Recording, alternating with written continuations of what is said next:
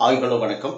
இன்றைக்கி நம்ம விவி கதிரேசன் டைரக்ஷனில் 2024 இப்போ ரிலீஸ் ஆகிருக்கிற படம் தான் அந்த நாள். இந்த படத்தினோட ஸ்டோரி பார்க்குறதுக்கு முன்னாடி நம்ம சேனலை நீங்கள் சப்ஸ்கிரைப் பண்ணி வச்சுக்கோங்க. அப்போ தான் நான் போடுற வீடியோ உங்களுக்கு வந்து கிடைக்கும். அந்த நாள் இந்த படத்தினோட ஸ்டோரி என்னென்னு பார்த்தீங்கன்னா, ஒரு ஹீரோ அவர் வந்து ஒரு டைரக்டர் ஆகணும் அப்படின்னு சொல்லிட்டு முடிவெடுக்கிறாரு.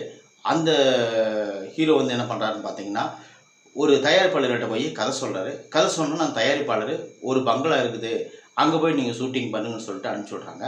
அந்த பங்களாக்குள்ளே ஷூட்டிங்க்கு போகிற அவர் ஒரு 5 பேரை கூப்பிட்டு போகிறாரு. போனதுனால உள்ளே மாட்டிக்கிறாங்க. அப்புறம் வெளியே வர முடியல. அதுக்கு அந்த பக்கம் என்ன நடந்துச்சு அப்படிங்கிறது தான் இந்த படத்தினோட கதை. ஃபர்ஸ்ட் ஹாப் வந்து படம் எடுக்கிறேன்னு சொல்லிட்டு சில சீன்களை ஜவ்வாக இழுத்து வச்சு, இன்னொரு விஷயம் என்னென்னா, இந்த படத்தினுடைய எல்லா சீன்களுமே ஃபர்ஸ்ட் ஹாப்பில் வந்து ரொம்ப லென்த்தாக இருக்கும். அதனால் நீங்கள் உட்காந்து பார்க்குறதுக்கு ரொம்ப பொறுமை தேவைப்படும். அந்த மாதிரி எடுத்து வச்சுருப்பாங்க. செகண்ட் ஹாப்பில் கடைசியில் ஒரு ட்விஸ்ட் வச்சுருக்காங்க. அந்த ட்விஸ்ட்டு வந்து கொஞ்சம் ஏற்றுக்கும்படியாக இருந்தால் கூட, அந்த ட்விஸ்ட்லேயும் ஒரு சில விஷயங்கள் மாற்றங்கள் பண்ணியிருக்கலாம். ஆவரேஜான ஒரு பேய் படம்னா எப்படி இருக்கும், ஒரு ஆவரேஜான ஒரு சஸ்பென்ஸ் கிரைம் த்ரில்லர் அப்படின்னா எப்படி இருக்கும் அப்படிங்கிறது இந்த படத்தினோட செகண்ட் ஹாப்பில் நம்ம பார்ப்போம்.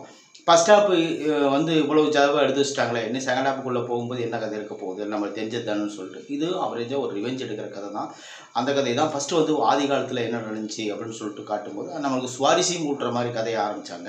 அதுக்கு அந்த பக்கம் என்னென்னு பார்த்தீங்கன்னா, இவங்க கதை வந்ததுக்கப்புறம் தான் நம்மளுக்கு சலிப்பை தட்ட ஆரம்பிச்சிது. அதுக்கு அந்த பக்கம் செகண்ட் ஹாப்பில் இவங்க சொல்ல வந்த கதையை கிளைமேக்ஸில் ஒரு 10 நிமிஷத்தில் கொஞ்சம் நேர்த்தியாக சொன்னதுனால இந்த படம் வந்து ஒரு ஆவரேஜான படமாக நம்ம பார்ப்போம்.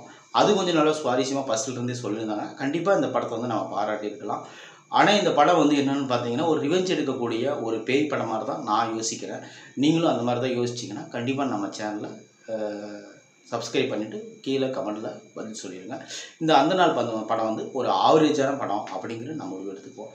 இந்த படத்துக்கு வந்து ஒரு 40-45 மார்க்குள்ளே கொடுக்கலாம். அவ்வளோதுக்கு அதுக்குண்டான ஒர்த்தான படம் தான் இது. உங்களுக்கு டைம் கிடைச்சா இந்த படத்தை ஒரு டைம் நம்ம பார்க்க முடிஞ்சால் பாருங்கள். கிளைமேக்ஸ் ஒரு 10 நிமிஷம் ஓரளவுக்கு சுமாராக நல்லா இருக்குது. அவ்வளோதான், வேறு ஒன்றும் இல்லை இந்த படத்தில். தேங்க்யூ.